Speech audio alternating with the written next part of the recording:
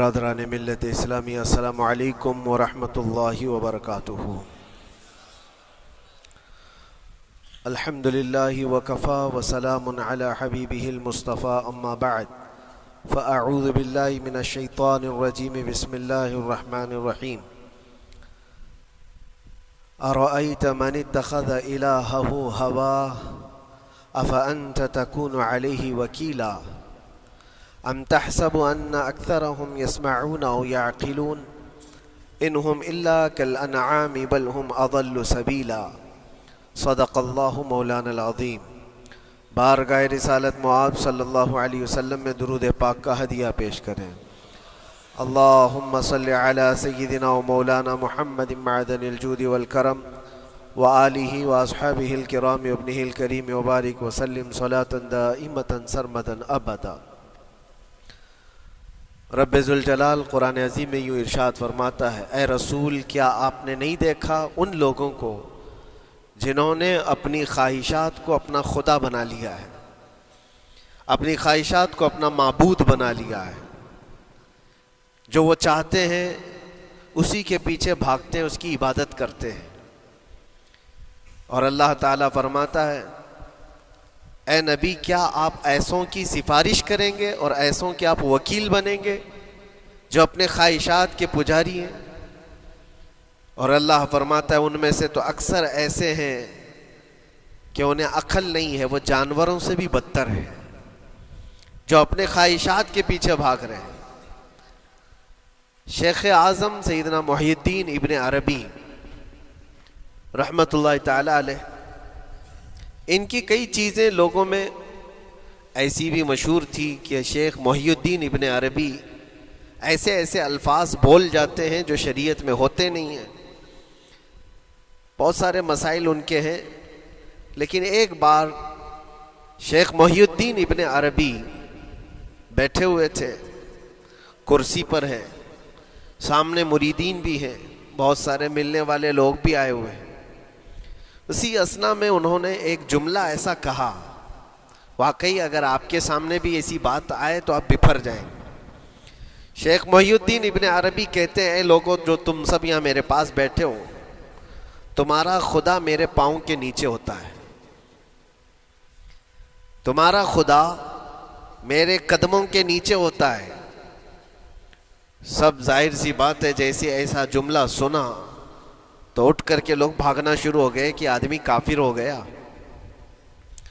شیخ اعظم ہیں یہ حضرت محی الدین ابن عربی، جن کی بہت ساری کتابیں ہیں، تصوف میں آپ کا ایک بہت بڑا باب ہے۔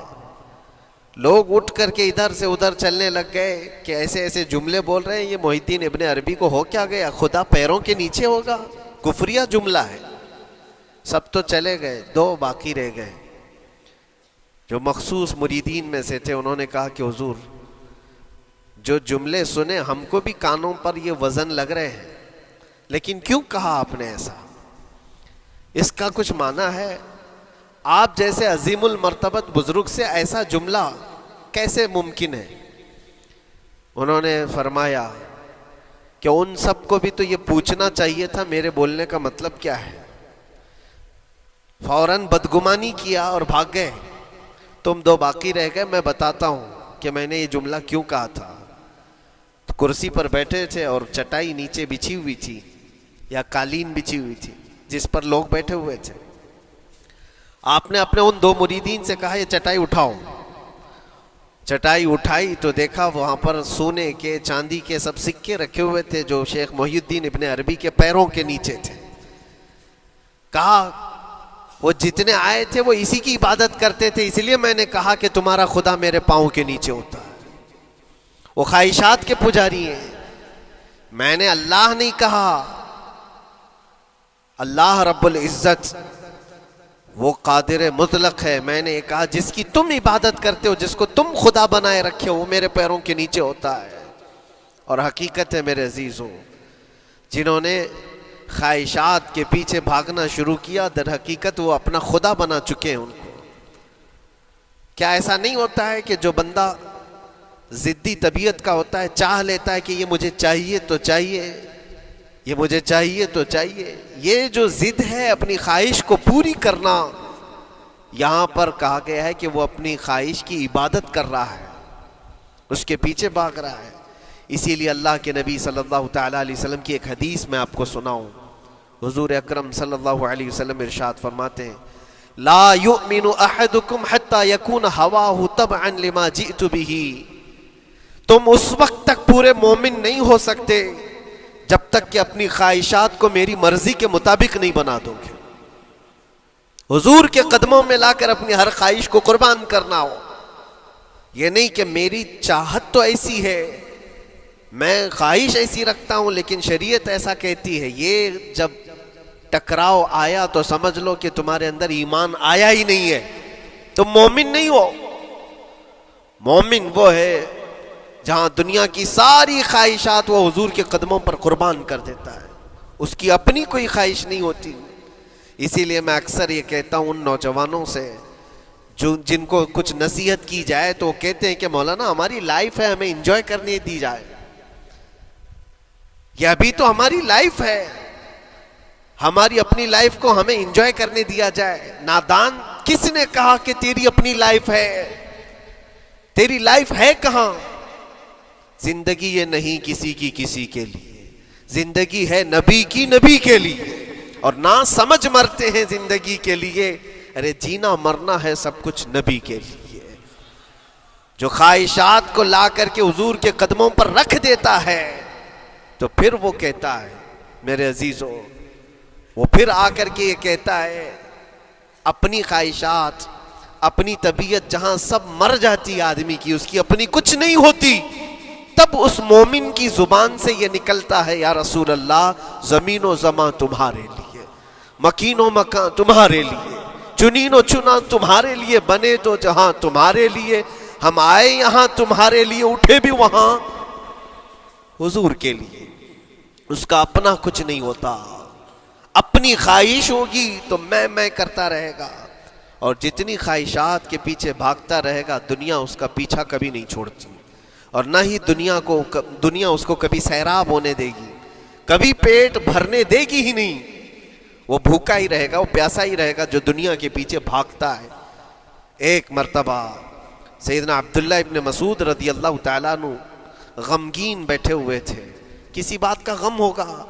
نبی پاک صلی اللہ تعالیٰ علیہ وسلم کا گزر ہو رہا تھا، آپ نے دیکھا، حضرت عبداللہ ابن مسعود سے پوچھا کہ غم کیوں ہے؟ تو آپ خاموش رہے. تو اللہ کے نبی صلی اللہ علیہ وسلم نے ایک جملہ فرمایا جو آج ہم سب کے لیے سبق ہے میرے عزیزوں. فرماتے ہیں لا تکثر ہمک ما یقدر یکن. اپنے غم کو زیادہ مت بڑھا، جتنا لکھا ہے اتنا مل کے رہے گا. وما ترزق یأتک. جتنا اللہ نے رزق لکھا ہے وہ آ کر رہے گا، وہ تیرے پاس آ جائے گا. غم کب بڑھتے ہیں انسانوں کے؟ ہمارے اندر جو ٹینشن جس کو آپ کہہ رہے ہو، فرسٹریشن کہہ رہے ہو، یہ سب چیزیں انسان کی زندگی میں کب آتی ہیں؟ جب یہ اپنی لو اور اپنی خواہشات دنیا سے لگاتا ہے. خالق سے اگر لگاتا ہے تو پھر اس کے غم نہیں بڑھتے، بلکہ غموں کا مداوا ہے. اسی لیے بزرگوں نے فرمایا کہ اگر ٹینشن فری جینا چاہتے ہو تو انسانوں سے امیدیں کم کر لو، اللہ کی ذات سے یقین بڑھا لو، اس کی ذات سے یقین بڑھاؤ. ہم نے دیکھا ہے اپنی زندگی میں جس سے ہم ملتے رہے، جس سے کچھ خواہشیں رکھتے رہے یا جس کے متعلق کچھ امیدیں وابستہ کر رکھی، یہاں امیدیں ٹوٹ جاتی ہیں، پھر انسان کا غم بڑھتا ہے، انسان مغموم ہو جاتا ہے. اللہ کی ذات سے جو وابستہ ہوا اور وہاں جو آس لگایا وہ ہر دن بشاشت کے ساتھ جیتا ہے، یقین کے ساتھ جیتا ہے. اسی لیے میرے عزیزوں، یہاں جس نے بھی اپنے خواہشات کو دنیا کے ساتھ لگایا ہے اسے کم کرنا ہے. لا تکثر ہمک ما یقدر یکن. اللہ کے نبی فرماتے ہیں اپنے غموں کو زیادہ مت کر، جتنا لکھا ہے اتنا تجھے مل کر رہے گا. اس دار فانی میں، اس عمل کی دنیا میں ہم نے اپنے بہت ساری چیزیں پھیلا رکھی ہیں. ایک چیز میں آپ کو بتاؤں کہ کبھی کبھار میں دیکھتا ہوں موبائل کو، اب سب کے ہاتھوں میں موبائل ہے، اور کبھی کبھار یہ اسٹک بھی ہوتا ہے. اچھی اچھی کمپنیوں کے موبائل بھی اسٹک ہو جاتے ہیں. یا تو کبھی بہت زیادہ بیٹری گرم ہو جاتی ہے اور موبائل بھی گرم ہونے لگتا ہے. پھر اس کا حل کیا ہے؟ ایکسپرٹ سے پوچھتے ہیں موبائل کبھی ہینگ ہو رہا ہے یا کبھی بہت بیٹری گرم ہو رہی ہے, اس کے ریزن کیا ہے؟ تو وہ ایکسپرٹ یہی بتاتے ہیں کہ اس کے اوپر اوور لوڈ ہو سکتا ہے, بہت زیادہ اس میں ڈیٹا جمع ہو چکا ہے اور پھر بیک گراؤنڈ میں ایکٹیو ہے بہت زیادہ, جس کی وجہ سے بیٹری ہارمفل ہے, بہت زیادہ گرم ہو جاتی ہے. یا تو پھر ایک ساتھ کئی چیزیں اس کے اندر ڈال دی جاتی ہیں تو اس کا پروسیس کم ہو جاتا ہے, اسٹک ہو جاتی ہے. یہ تو موبائل ہے جو تمہیں سکھا رہا ہے. یہی چیز ہے دنیا کے ہمارے اس لائف میں, ہماری زندگی میں بہت زیادہ چیزیں اگر دماغ میں آ جاتی ہیں تو پھر دماغ گرم بھی ہو جاتا ہے اور اسٹک بھی ہوتا ہے, ہر چیز سوچنے سے بھی عاری ہو جاتا ہے, صحیح طریقے کے فیصلے نہیں لے پاتا. اچھا نقصان کیا ہے اس کا؟ سیم ہم نے موبائل ایکسپرٹ سے بھی پوچھا, جب موبائل بہت زیادہ گرم ہونے لگے یا اسٹک ہونے لگے تو اس کو کیا کرنا چاہیے؟ تو ایکسپرٹس بتاتے ہیں کہ اس کے ریڈیشن بہت زیادہ ہوتے ہیں اس وقت اور یہ نقصان پہنچا سکتا ہے. جو استعمال کر رہا ہے اس کے دماغ پر بھی اثر کرے گا, آس پاس کے لوگوں پر بھی اثر کرے گا. ایک موبائل کے اوپر اگر زیادہ لوڈ آ جائے تو اس کے ریڈیشن آس پاس سب کو خراب کرتے ہیں. یہی حال انسان کی زندگی کا ہے. تمہارے دماغ کے اوپر اگر غم زیادہ بیٹھ گئے اور بہت زیادہ دماغ حاوی ہو گیا تو خود کا تو نقصان کرو گی ہی, آس پاس جتنے ہیں سب کا نقصان کرو گے. تمہاری وجہ سے تمہارے ماں باپ بھی پریشان, تمہاری اولاد, تمہارے بیوی بچے سب اس پہ ان سب چیزوں میں ملوث ہو جاتے ہیں. اب اس کا علاج کیا ہے؟ کہا گیا موبائل کو آف کر دو, ڈیٹا کم کر دو, اس کے اندر سے کچھ چیزیں ڈیلیٹ کر دو, پھر یہ اپنے نارمل حالت میں آ جائے گا. سیم آپ کے لیے بھی ہے, دماغ میں دنیا کے بہت سارے فطور بھرے ہو تو تھوڑی چیزیں ڈیلیٹ کر دو, تھوڑے دنوں کے لیے اپنی اس ایکٹیو لائف کو روک دو اور آ جاؤ اللہ کی بارگاہ میں اور آنکھ بند کر کے اس کی طرف لو لگاؤ. اس لیے کہ ہماری بیٹری جو چارج ہوگی وہ خالق کائنات سے ہی ہوگی, بنانے والا ہی بہتر جانتا ہے اس کی زندگی کس چیز سے چلتی ہے. اور اسی لیے کہا ہے, امام غزالی رحمۃ اللہ تعالیٰ علیہ فرماتے ہیں جو بندہ اللہ کے ذکر سے کئی دن تک غافل ہوتا ہے تو مردہ لاش ہے جو چل رہا ہے, بازاروں میں جو چل پھر رہا ہے, ذکر الہی نہیں کرتا تو اس کی روح ختم ہونے کے قریب آئی ہے, یہ زندہ لاش ہے. یہاں زمانے ہو گئے, مہینوں بیت گئے, برسوں ہو جاتے ہیں, کتنے دن ایسے ہیں آپ نے اللہ کے ذکر کے لیے الگ سے وقت نکالا ہو؟ کہاں ہے وقت؟ نماز بھی ایسے پڑھ کر کے بھاگ جاتے ہیں جیسے لگتا ہے کہ کوئی چیز ہمارے اوپر سوار تھی, جلدی سے ہٹا دی اور بھاگ گیا. نہیں میرے عزیزوں, ہماری روح جب بیمار ہوتی ہے, ہماری روح کو جب بھوک لگتی ہے تو اللہ کے ذکر سے اس کا علاج بھی ہوتا ہے اور اس کو رزق بھی ملتا ہے. لیکن ہم رزق دیتے ہی نہیں. کبھی آپ نے دیکھا ہماری باڈی کو, صبح ناشتہ نہ کرو, دوپہر میں کھانا نہ کھاؤ تو شام تک ہمارا جسم ہچکولے لینے لگتا ہے, چکر آنے لگ جاتے ہیں. کیوں؟ جسم 2 وقت کے کھانے کو چھوڑنا برداشت نہیں کر پاتا, کمزوری آ جاتی ہے. جسم کو بھوک لگتی ہے, ہمیں کھانا دینا اسے ضروری ہے. اسی طرح اللہ نے ہماری جو روح بنایا ہے, روح کو بھی رزق کی ضرورت ہے. اور روح کا رزق کیا ہے؟ روح کا کھانا پینا کیا ہے؟ کاجو بادام میوے پستے کھا کر کے روح کو طاقتور نہیں بنا سکتے. فرمایا گیا روح کی غذا اللہ کا ذکر ہے. جب بندہ اللہ کا ذکر کرتا ہے تو اس کی روح کو طاقت ملتی ہے اور روح کمزور نہیں رہتی, طاقتور بن جاتی ہے. عزیزان گرامی وقار, پھر میں خلاصتاً یہ بات کہوں گا کہ ہم نے دنیا میں اتنی ساری چیزیں پھیلا لی ہیں, اتنے سارے, جس کی وجہ سے غموں کا بوجھ ہمارے دماغ پر طاری ہے. اور ایک وقت وہ آئے گا جب ساری چیزیں چھوڑ کر کے فوراً بھاگنا پڑے گا, نکلنا پڑے گا. کچھ لوگوں کے متعلق کہا گیا ہے کہ روح نکلنے کے وقت اس کو بہت تکلیف ہوتی ہے, سب کے لیے نہیں. کچھ ایسے لوگ ہیں جن کی روح نکلنے کے وقت درد زیادہ ہوتا ہے, تکلیف زیادہ ہوتی ہے مرنے کے وقت. پوچھا گیا کیوں؟ کہا کہ یہ روح جو ہے اس کی ساری بنائی ہوئی چیزوں میں اٹکی ہوئی ہے, اس کی اولاد میں بھی ہے, اس کے مال میں بھی لگی ہوئی ہے، اس کے گھر میں بھی لگی ہوئی ہے، اس کے جائیداد میں بھی لگی ہوئی ہے۔ روح جب نکل رہی ہوتی ہے ان سب چیزوں سے بھی نکل رہی ہے، جہاں جہاں اس کی خواہشات لگی ہوئی تھی سب جگہ سے کھینچا جا رہا ہے، تو درد بڑھتا چلا جاتا ہے، تکلیف بڑھتی چلی جاتی ہے، اور پھر وہ جب دیکھ رہا ہوتا ہے خالی ہاتھ جا رہا ہو، تکلیف زیادہ ہوتی ہے۔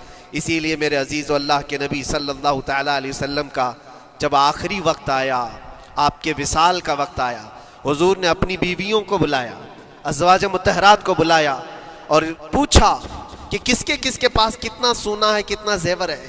ازواج مطہرات نے کہا میرے پاس اتنا ہے، ان کے پاس اتنا ہے، سب نے اپنے چاندی سونے کے زیورات لا کر پیش کر دیا۔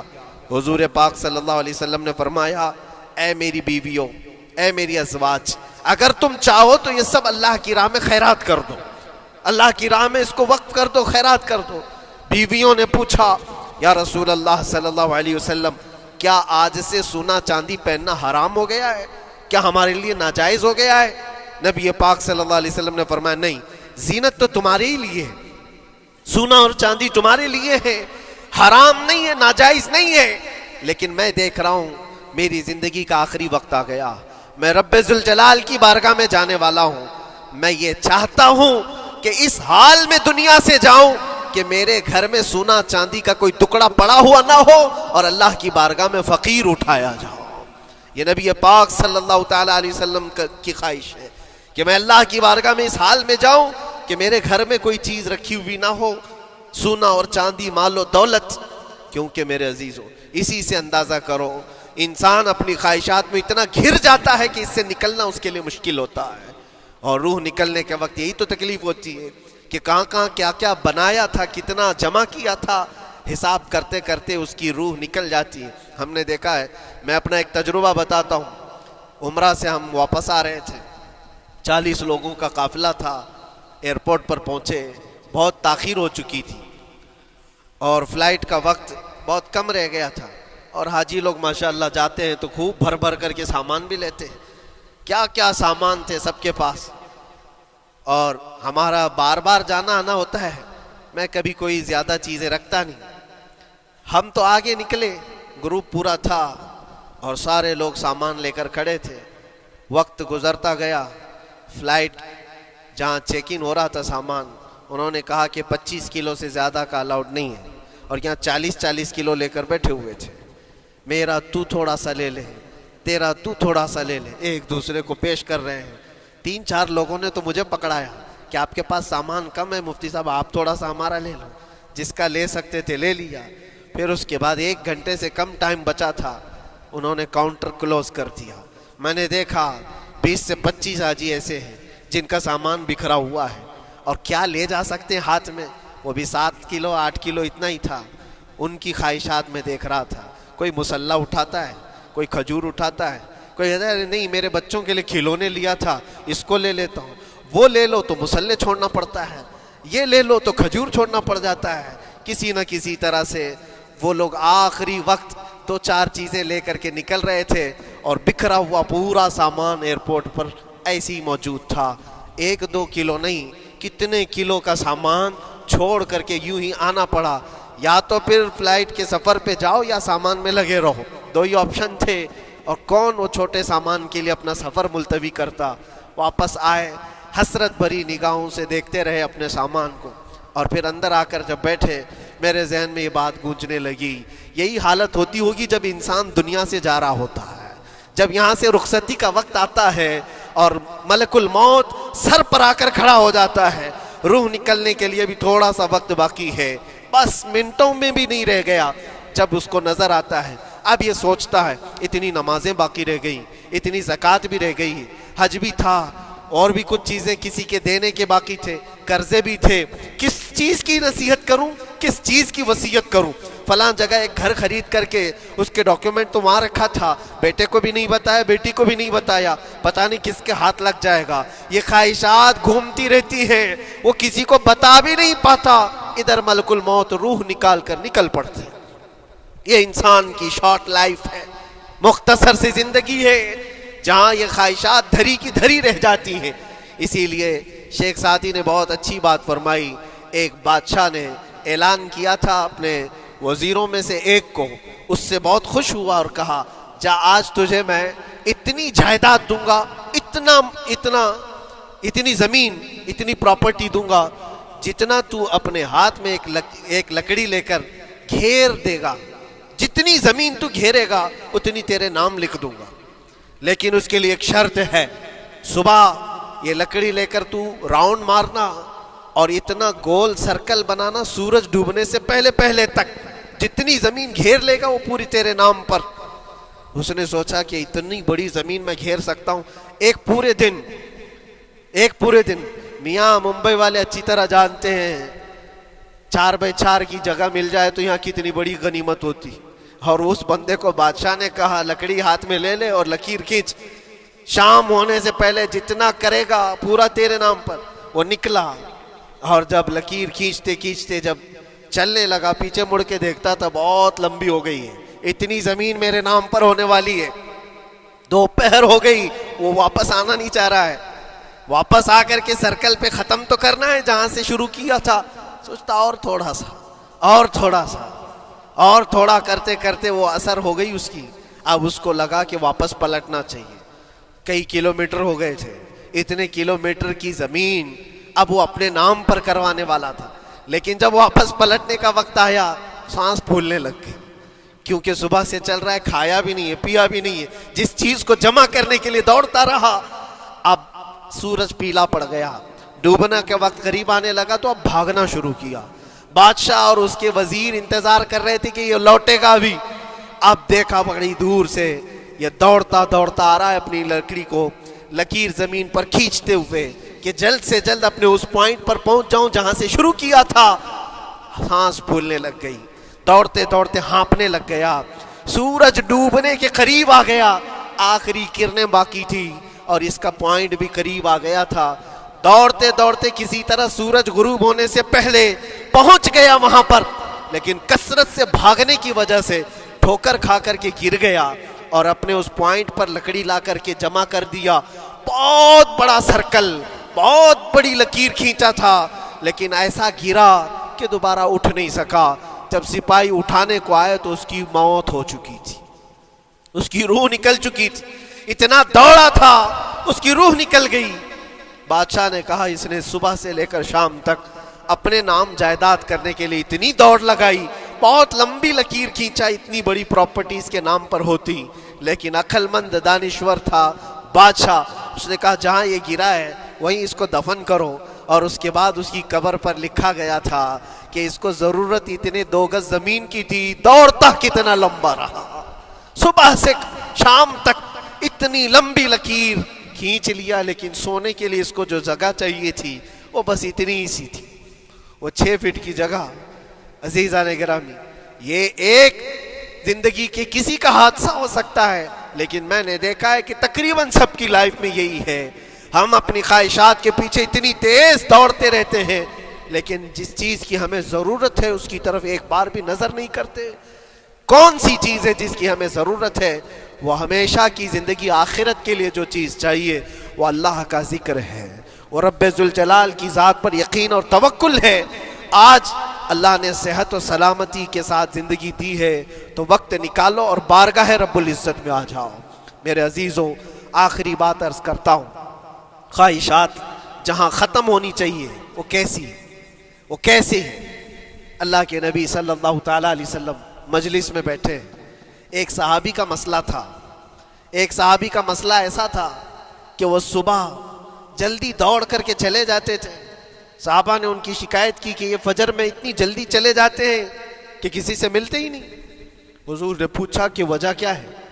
ان سے پوچھا گیا تو انہوں نے کہا یا رسول اللہ صلی اللہ علیہ وسلم، میرا گھر ایک یہودی کے گھر سے لگا ہوا ہے، اور یہودی کے گھر پہ ایک کھجور کا درخت ہے جس کی شاخیں میری آنگن میں بھی آتی ہیں، اور پکی کھجوریں صبح صبح میرے آنگن میں گر جاتی ہیں۔ میں اس لیے جلدی دوڑ کر کے جاتا ہوں، میرے بچے اٹھنے سے پہلے وہ کھجوریں جمع کر کے میں اس یہودی کو دے دوں کہ کہیں انجانے میں میرا کوئی بچہ وہ کھجور کھا نہ لے، ہمارے لیے وہ حلال نہیں ہے۔ یہ صحابی رسول کا عمل تھا۔ اللہ کے نبی صلی اللہ علیہ وسلم نے فرمایا اپنے بچوں کو حلال کھلانے کے لیے اتنی فکر، عزیزان گرامی وقار، آپ سنیے، یہ تو حالات ایسے ہو گئے، یہاں بڑے بڑے درخت ہی نگل گئے، کھجور تو چھوڑے، ڈکار بھی نہیں، حرام چیزوں کے اوپر تو کئی لوگوں کی زندگی آباد۔ خیر، حضور پاک صلی اللہ علیہ وسلم نے ان کا مسئلہ دیکھ کر کے، ان کی تکلیف کو دیکھ کر کے اپنے صحابہ میں اعلان کیا، کوئی ہے جو اس یہودی کا درخت خرید کر کے میرے اس صحابی کو دے دے، میں اسے جنت میں پورا باغیچہ عطا کروں، جنت میں پورا باغ اسے عطا کروں۔ صحابہ، ظاہر سی بات ہے، ایک بار حضور نے فرمایا تو پھر اس کو حاصل کرنے کے لیے ایسی دوڑ لگتی تھی، سب گئے، میں حاصل کر لوں، میں حاصل کر لوں۔ اب اس یہودی کو منانا تھا کہ تو ایک درخت جو ہے اپنے پڑوسی کو بیچ دے، آنگن میں اس کے ہے، بیچ دے۔ اب اس کو لگا کہ ان لوگوں کی ضرورت ہے، مجبوری ہے، تو وہ بھی اکڑ کر بیٹھا کہ مجھے بیچنا نہیں، مجھے دینا نہیں۔ اب سنیے میرے عزیزوں، مدینے میں ایک صحابی ہیں ابو دحداح، اللہ اکبر، کبھی میں پڑھتا ہوں تو حیرت ہوتی ہے۔ ابو دحداح مدینے کے اس صحابی کا نام ہے جن کا باغیچہ پورے مدینے میں سب سے مشہور ہے، ان کی کھجوریں سب سے مہنگی کھجوریں، اوالی مدینہ آج بھی مشہور ہے، جہاں کی اجوا کھجوریں بہت پسند کی جاتی ہیں۔ ابو دحداح کا باغیچہ بنا ہوا تھا، بڑا خوبصورت تھا، لوگ مثال دیتے تھے، تعریفیں کیا کرتے تھے، ابو دحداح کا باغیچہ مدینے میں سب سے قیمتی باغیچہ ہے۔ ابو دحداح حضور کی بارگاہ میں آتے ہیں، کہتے ہیں یا رسول اللہ صلی اللہ علیہ وسلم، اگر میں اس ایک درخت کو خرید کر کے وقف کر دوں تو کیا میرے آقا مجھے بھی ملے گا جنت میں؟ اللہ کے نبی نے فرمایا جو میں نے وعدہ کیا ہے وہ تجھے بھی عطا کیا جائے گا۔ ابو دحداح کہتے ہیں اس یہودی کے پاس سیدھے آتے، کہا کہ تو ایک درخت بیچ دے گا، بدلے میں تجھے بہت اچھی قیمت دیتا ہوں۔ اس نے کہا کیا دو گے؟ کہا مدینے میں ابو دحداح کا باغیچہ تمہیں پتہ ہے؟ اس نے کہا ہاں جانتا ہوں، نام بہت سنا ہوا ہے۔ کہا وہ پورا باغیچہ اس ایک درخت کے بدلے دے دیا جائے گا، ایک درخت کے بدلے دے دیا جائے گا۔ اس یہودی نے کہا کیا مذاق کر رہے ہو؟ یہ کیا مذاق ہے؟ میرے آنگن میں اگے ہوئے ایک درخت کی وجہ سے ابو دحداح کا اتنا قیمتی باغیچہ دے دیا جائے گا، یہ کیسے پاسبل ہے؟ اس صحابی نے کہا اللہ کے نبی کی بات ہے، ہم مذاق نہیں کرتے، ہمارے لیے وہ ایک باغیچہ کیا ایسے 70 باغیچے ہوں، نبی پاک کی بات پر ہم سب عطا کر دیں، سب ہم وقف کر دیں۔ اس یہودی نے کہا کہ ان کی تو مت ماری گئی ہے مسلمانوں کی، یہ دیکھو اپنے نبی کی بات پر اتنا قیمتی باغیچہ مجھے دینے کو تیار ہے۔ اور پھر اس نے سوچا سودا بھی تو اچھا ہی ہے، باغیچہ تو ملے گا ہی، لیکن جو میں درخت بیچ رہا ہوں یہ جائے گا کہاں؟ یہ بھی تو میرے آنگن میں ہی رہنے والا ہے۔ درخت اگر کوئی خرید لیا تو ایسا تو نہیں ہے کہ یہ درخت وہاں جائے گا، یہ تو میرے آنگن میں ہی ہے، سودا کر لیا۔ کہا بات اگر سچی ہے تو میں یہ درخت اپنے پڑوسی کو جو تمہارا دوست ہے مسلمان اس کو دے رہا ہوں، بدلے میں مجھے ایک باغیچہ دے دو۔ ابو دحداح نے اسی وقت لکھ کر کے دے دی، یہ باغیچہ تیرے نام کا ہے۔ سوچو میرے عزیزوں، جس کو سینچا ہو محنتوں سے، جس باغیچے کو سجایا ہو، وہ راستے میں کھڑے ہو کر کے اس کا سودا کر رہے ہیں، کس بات پر؟ حضور پاک کی بات تھی، رسول اللہ کا فرمان تھا۔ آئے، ان کی بیوی ان کے بچے، باغیچے میں ہی گھر بنا ہوا تھا، نہایت ٹھنڈا گھر ہوا کرتا تھا، وہ لوگ سکون کے لیے وہاں بیٹھتے تھے۔ ابو دحداح اپنے باغیچے کے دروازے پر آئے، پھاٹک پر، اندر نہیں آتے، باہر کھڑے ہو کر کے اپنی بیوی کو پکارتے، ام دحداح پوچھتی ہے، وہ آواز آتی ہے کیا ہوا اندر کیوں نہیں آتے؟ باہر کھڑے ہو کر ابو دحداح کہتے ہیں بیگم باہر آ جا، یہ باغیچہ بک چکا ہے، اب ہمارا نہیں ہے، سامان لے، بچے لے اور باہر آ جا۔ بیوی نے کہا یہ کیسے اچانک؟ نہ کچھ کہا نہ کچھ بتایا، لیکن وہ عورتیں دنیا دار عورتیں نہیں تھیں، وہیں سے اندر سے کہتی ہے ابو دحداح میرا تم پر یقین ہے اگر سودا کیا ہوگا تو بہت بھاری سودا کیا ہوگا، ورنہ ابو دحداح کا باغیچہ مدینے میں بیچے جانے کے قابل نہیں ہے، کون ہے جو اس کی قیمت لگائے گا؟ میرا گمان یہ ہے کہ میرا شوہر اگر سودا کیا ہوگا تو بہت اونچا سودا کیا ہوگا۔ ابو دحداح نے کہا میری رفیق حیات باہر تو آ جا، میں تجھے بتاؤں کون سا سودا کیا ہے، باہر آ جا۔ بچوں کو لیتی اپنا سامان سمیٹتی ہے، اور اسی وقت باغیچہ چھوڑ کر کے باہر نکل آئی۔ ابو دہدا سے پوچھتی ہے یا اچانک سودا کرنے کی کیا ضرورت پیش آئی؟ یہ اس طرح سے اچانک تم نے سودا کر لیا اور مجھے باہر بلایا؟ کیا سودا کیا؟ کتنے پہ بیچا؟ ابو دہدا نے کہا میرے ہاتھ میں پیسہ تو 1 روپیہ نہیں، 1 درہم نہیں ہے۔ کہا پھر کتنے میں بیچا؟ کہا اندازہ بھی نہیں کر سکتی۔ اللہ کے نبی نے فرمایا میرے اس صحابی کے لیے جو ایک درخت خرید کر کے دے دے اسے میں جنت کا باغیچہ عطا کروں گا۔ میں نے اپنے دوست مسلم بھائی کے لیے اس کا درخت خرید کر کے وقف کیا ہے اور بدلے میں اس یہودی کو یہ باغیچہ دے دیا ہے۔ بیوی وہ نہیں تھی جو یہ کہتی کہ مت ماری گئی ہے تیری، گھر بیچ کے آ گیا، فلاں کر کے آ گیا۔ وہ دنیا دار عورت نہیں تھی، ہاتھ اٹھاتی ہے اور سر پر رکھتی ہے اور کہتی ہے ابو دہدا مجھے تمہارے بارے میں یہی یقین تھا، قسم رب ذوالجلال کی اگر وہ یہودی اس باغیچے پر نہیں مانتا تو ہمارے پاس اور جو کچھ تھا سب دے کر کے ہم نبی پاک کی بات پر عمل کر لیتے۔ حضور کی بات تھی، وہ یقین تھا، دنیا دے دیا، خواہشات قربان کر دیا قدم مصطفیٰ پر۔ اسی لیے اقبال نے کہا ہے کہ جو کچھ بھی ہمارے پاس ہے وہ نام مصطفیٰ سے ہے۔ آبرو ماز نام مصطفیٰ، ہم سب کی عزت و آبرو مصطفیٰ کے نام سے ہے۔ وہاں اپنی خواہشات قربان کر دو، ختم کر دو، اپنے اندر کی جتنی چیزیں ہیں حضور نے فرمایا تو اس کے بعد اپنی طبیعت نہیں، اپنی خواہش نہیں۔ تم اپنے گھر پر سوچتے بیٹھے رہو گے کہ میرا گھر کیسے، میری بیوی کیا بول رہی ہے، میرا باپ کیا بول رہا ہے، میری ماں کیا بول رہی ہے؟ نہیں، وہ صحابہ کی زندگی یہ تھی، دنیا کیا بول رہی ہے اس سے ہمیں مطلب نہیں، میرے مصطفیٰ کیا فرما رہے ہیں۔ اپنی خواہشات وہاں پر۔ حضرت انس بن نزیر ایک صحابی ہیں، وہ حضور صلی اللہ تعالیٰ علیہ وسلم کے بڑے رازدار صحابی تھے۔ حضور ان کے گھر پر موجود ہے، مکہ سے ایک لیٹر آیا، جنگوں کی وہ لوگ تیاری کر رہے تھے، اور انس بن نزیر کون ہے؟ یہ ان کی بیوی جو تھی انس بن نزیر کی، اپنی بیوی سے بہت محبت کرتے تھے، بلکہ عشق کرتے تھے، عشق کرتے تھے اپنی بیوی سے، اور عشق میں ان کی شادی بھی ہے، اپنی بیوی کو بہت چاہتے تھے۔ اب سنو، مصطفیٰ کریم صلی اللہ علیہ وسلم انس بن نزیر کے گھر پر ہے، مکہ سے ایک قاصد آیا اور رازدارانہ طور پر ایک خط دیا، کہا مکہ والے جنگوں کی تیاری کر رہے۔ حضور نے خط کو پڑھوایا اور انس بن نزیر سے کہا انس یہ بات تیرے اور میرے بیچ میں راز ہے، کسی سے نہیں کہنا، جب تک میں نہ کہوں اس خط کا ذکر کسی سے نہ کرنا۔ انس بن نزیر نے کہا اے اللہ کے نبی آپ کا حکم، اس کے بعد میری زبان نہیں کھلے گی۔ خط کو بند کر دیا، رکھ لیا۔ حضور جب تشریف لے گئے گھر سے، ان کی بیوی، ان کی محبوبہ، ان کی رفیق حیات جس کو بہت زیادہ چاہتے تھے آئی، کہا انس رسول اللہ گھر پر آئے تھے، کچھ راز کی بات چل رہی تھی، کیا بات چل رہی تھی؟ انس بن نزیر نے کہا دیکھ میری بیگم، محبت اپنی جگہ پر، وہ میرے مصطفیٰ کا راز، وہ میں نہیں شیئر کر سکتا، وہ نہیں بتا سکتا۔ بیوی ہنس کر کہتی تم نہیں بتاؤ تو کوئی بات نہیں، میں نے تو دیوار کے پیچھے سے سن لیا ہے، مکہ والے جنگوں کی تیاری کر رہے ہیں، خط آ گیا ہے۔ انس بن نزیر نے اپنی بیوی سے اتنی بات سنی، سیدھے جا کر کے گلا پکڑ لیا، گردن کو دبوچ دیا اور کہا اس وقت تک میں تیری گردن نہیں چھوڑوں گا جب تک میرے مصطفیٰ کا فرمان نہ آ جائے۔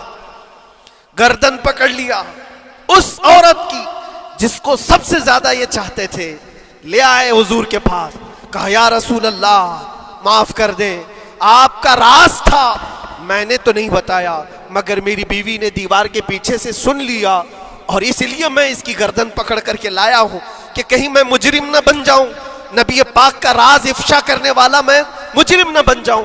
آقا اگر آپ حکم فرمائیں تو میں اس کو ختم کر دوں یا اس کو طلاق دے کر کے آزاد کر دوں، آپ کے فرمان پر میں کامل عمل کر سکوں۔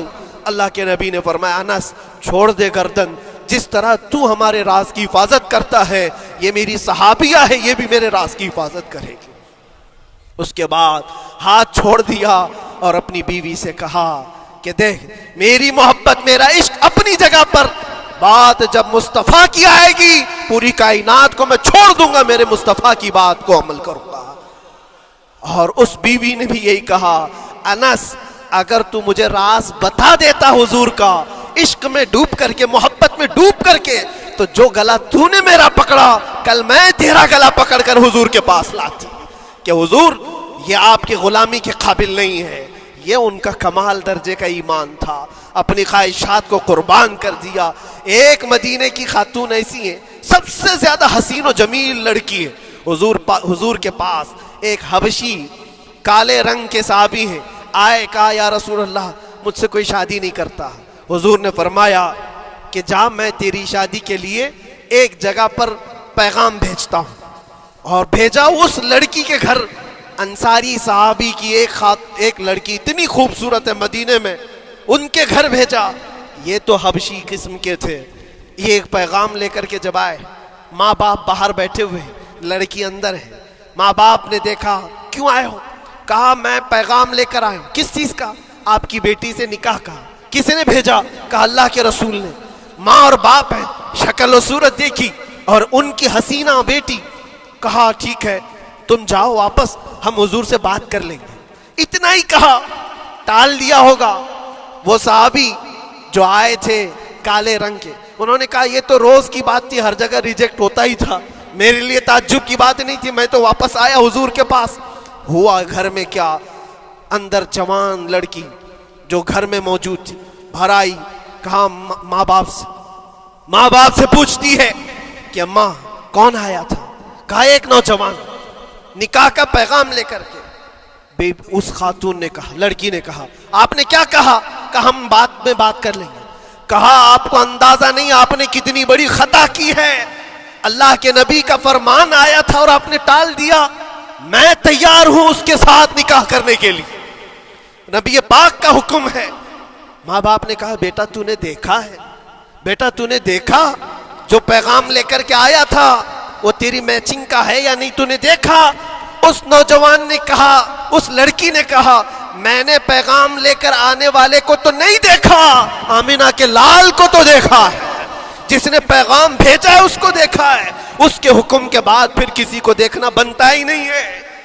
وہ دونوں ماں باپ دوڑتے ہوئے حضور کے پاس آئے, اور وہ صحابی ابھی بتا ہی رہے تھے کہ میں ریجیکٹ ہو کر کے آیا ہوں, تبھی ماں باپ بھی دوڑ کر کے آئے. کہا یا رسول اللہ خطا ہو گئی, ہم نے تاخیر کی آپ کے حکم میں. اے اللہ کے نبی ہم راضی ہیں, اپنی بیٹی کا نکاح انہی کے ساتھ کریں گے جن کا پیغام آپ نے بھیجا ہے. کیا اپنی خواہشات کو حضور کے قدموں میں لا کر قربان نہیں کیا؟ لیکن نکاح ہوا بھی. وہ نوجوان عبداللہ اسود نکاح کا ہے, حضور نے نکاح کروا دیا مسجد نبی, اور حضرت عثمان سے کہا کہ ان کو کچھ پیسہ دے دو, مال دے دو, شادی کا سامان تو خرید لے, جہیز لے لے, اپنا گھر سجا لے. ان کو صحابہ نے پیسے دیے, غریب تھے, میں بازار میں جا کر اپنی شادی کا سامان خرید رہے تھے. شام کے وقت اعلان ہو گیا مشرکین مکہ نے مدینے پر حملہ کیا ہے, اللہ کے نبی جہاد میں نکل رہے ہیں. یہ عبداللہ اسود جن کا نکاح مسجد میں ہوا اور رات کو سہاگ رات آج تھی, آج اپنے گھر دلہن لانے والے تھے, جو گھر سجانے کے لیے سامان خریدنا تھا جا کر کے گھوڑا خرید رہے, تلوار خرید رہے, اور اس کے بعد جنگ میں استعمال ہونے والا سامان خرید رہے. سب پیسے خرچہ کر دیے جنگ کے استعمال کے, زیرہ خرید لی, وہ ٹوپی خرید لی لوہے کی, سب خرید کر کے سیدھے میدان جنگ میں آ گئے. صحابہ بھی پہچان نہیں رہے تھے, صحابہ بھی نہیں پہچان رہے تھے. وہ غریب صحابی کبھی گھوڑے پر نہیں بیٹھے, لیکن شادی کا پورا پیسہ یہ جنگ کے سامان میں لگا دیا. اور جب جنگ شروع ہوئی احد کی, میدان جنگ میں جب صحابہ لڑ رہے تھے, حضور پاک پوچھتے ہیں اپنے صحابہ سے, یہ ایک جوان ہے جو پورا چہرہ ڈھکا ہوا ہے, گھوڑے پر بیٹھا ہے, جوان مردی کے ساتھ لڑ رہا ہے, اے میرے صحابہ جانتے ہو کون ہے یہ؟ صحابہ غور سے دیکھتے اور کہتے یا رسول اللہ یہ مدینے کا نہیں لگتا, ہمارے آپس کا نہیں ہے, کہیں باہر سے آیا ہے. حضور نے فرمایا جا کے غور سے دیکھو, اس کی کالی کالی کونیوں سے میں پہچان رہا ہوں, وہ میرا عبداللہ اسود ہے. آج میں نے اس کو شادی کے لیے پیسے دیے تھے, وہ سارے پیسوں سے یہ جنگ کا سامان خرید کر کے لایا ہے.